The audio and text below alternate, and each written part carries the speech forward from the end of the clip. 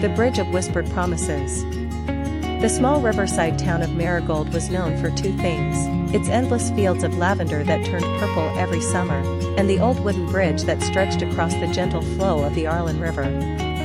The bridge had stood for more than a century, weathered but steady, carrying not only travelers but also countless secrets, laughter, and whispered promises. Clara Bennett had grown up with that bridge. As a child, she used to race across it with her brother, the planks rattling beneath their feet.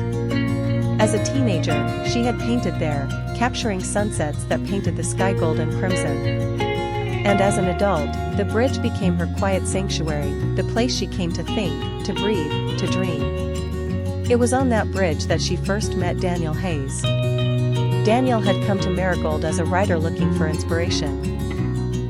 Tall, with eyes the color of storm clouds and a habit of carrying a leather notebook everywhere, he was a stranger in the town that knew every face. One evening, Clara had gone to the bridge with her sketchbook, only to find Daniel already leaning on the railing, scribbling furiously. "You're in my spot," Clara teased, half joking. Daniel looked up, surprised, then smiled. "Then I suppose I'll have to share it." From that evening, they began to meet on the bridge almost every day. At first, it was coincidence, then it became routine. Clara would sketch while Daniel wrote.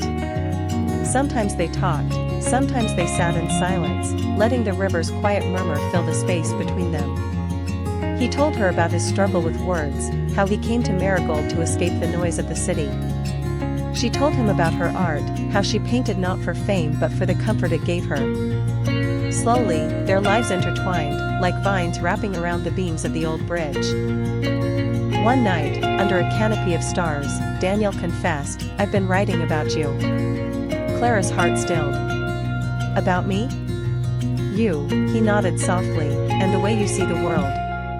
You don't just look at things, you breathe life into them. My story was empty until I met you." The world around them seemed to hold its breath. Clara, overwhelmed, could only whisper back, "And my canvas has never felt more alive since you've been here." From then on, their love grew quietly but fiercely. They walked through the lavender fields hand in hand, they shared morning coffees in the town's little cafe, and every sunset was theirs on the bridge. Yet, love was not without its trials. One summer, Daniel received a letter, an offer from a prestigious publisher in New York. It was the opportunity of a lifetime, the dream he had been chasing. But it meant leaving Marigold. Leaving Clara. They stood on the bridge the night before his departure, the river reflecting the silver glow of the moon. "Go," Clara urged softly, even as her heart ached. "You can't let this chance slip away." Daniel shook his head. "I don't want to lose you." "You won't," she whispered, fighting tears.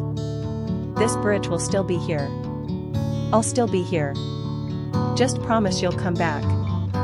He pulled her into his arms, holding her as though the moment could last forever.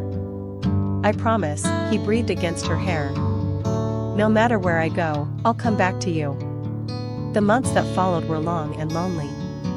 Letters became their lifeline, his pages filled with stories of the city, of crowded streets and sleepless nights, always ending with how much he missed her. Her letters carried sketches of the bridge, the lavender fields, and the sunsets, so he could still feel Marigold through her eyes. 2 years passed before Daniel returned. On the day of his arrival, the town gathered to welcome him, now a celebrated author. But Clara didn't go to the station. She went to the bridge. She stood there, her heart pounding with both fear and hope. and then, footsteps approached. She turned, and there he was, Daniel, with the same storm-colored eyes, a little older, a little wearier, but smiling the way only he could. "You came back," Clara whispered, her voice trembling. He reached for her hand, pressing it to his heart. "I promised, didn't I?" And as the sun dipped below the horizon, painting the sky in shades of fire and gold, they kissed on the bridge where it had all begun, two souls bound by whispered promises, kept and fulfilled. From that day on, the bridge was no longer just a place of quiet reflection. It was their story, their beginning, their forever.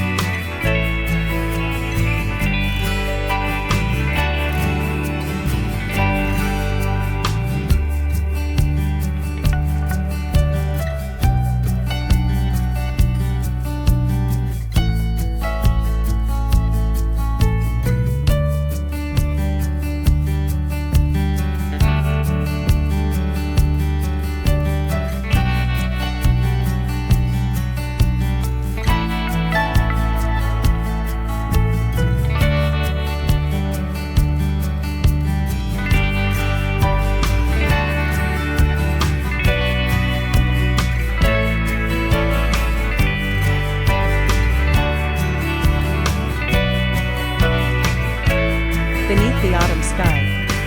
The small town of Willowbrook was known for its quiet streets, golden fields, and the way autumn painted the trees in shades of amber and crimson. For Elena, it had always been home. She worked at the town's little library, a place filled with dusty books and the faint scent of paper that comforted her more than anything else. One crisp afternoon, as she arranged a stack of returned novels, the door creaked open. A man walked in, tall and slightly worn by travel. His name was Daniel. He had just returned to Willowbrook after years of living in the city, chasing dreams that had never quite felt like his own. Their eyes met briefly, but something lingered. Daniel smiled politely, asking if the library still had the same corner where he used to sit as a boy. Elena guided him to the spot, and for a moment, he seemed lost in memory. Over the next weeks, Daniel visited often. Sometimes he borrowed books, sometimes he simply sat by the window, watching the leaves fall. Slowly, conversations began to bloom between them, about favorite stories, about the lives they had chosen, and about the dreams they were still chasing. Elena was cautious. She had been hurt before, her heart still carrying quiet scars. Daniel, too, carried his own regrets, choices he wished he could change, moments he had let slip away. But in the gentle rhythm of their talks, something soft and unspoken grew. One evening, after the library had closed, Daniel offered to walk Elena home. The streets glowed beneath the lanterns, and the air was filled with the scent of rain-soaked leaves. They walked in silence at first, until Daniel stopped beneath the towering oak tree. "Elena," he said, his voice low, "coming back here. I didn't expect to find anything new. But then I met you. And suddenly, this place feels like it has a heartbeat again." Her chest tightened. She wanted to answer, but words felt fragile. Instead, she looked at him, and in his eyes, she saw not just a man returning home, but someone who had been searching for a reason to stay. When he reached for her hand, she didn't pull away. The warmth of his touch felt like the promise of something she hadn't dared to believe in again, love. The days that followed were filled with small moments, shared coffee at the town cafe, walks by the river, evenings where they read passages aloud to each other in the library's quiet glow. Slowly, Elena's guarded heart began to open, and Daniel's restless soul found peace. But life tested them, as it always does. Daniel received a call from the city, offering him a chance to reclaim his career. For days, he wrestled with the decision, torn between ambition and the fragile love he had found. Elena, fearing to hold him back, said quietly one night, "If you need to go, then go. I don't want you to regret choosing me." Her words cut deeper than she knew. Daniel left, the city lights swallowing him again. But as weeks passed, he realized that the emptiness returned with him. The books, the streets, even the success he thought he wanted, it all meant nothing without the warmth of Elena's smile. One snowy evening, months later, Elena closed the library for the night. As she stepped outside, she saw him, standing there in the falling snow, a suitcase at his feet, his breath fogging in the cold air. "I tried to leave," Daniel said softly, his eyes never leaving hers. "But I couldn't. Because the truth is, Elena, home isn't a place anymore. It's you." Tears welled in her eyes, but she smiled through them. Slowly, she stepped forward, and when his arms wrapped around her, she knew she had finally found what she had been waiting for. And so, beneath the quiet snow and the glow of the lanterns, love returned to Willowbrook, tender, lasting, and strong enough to weather every season.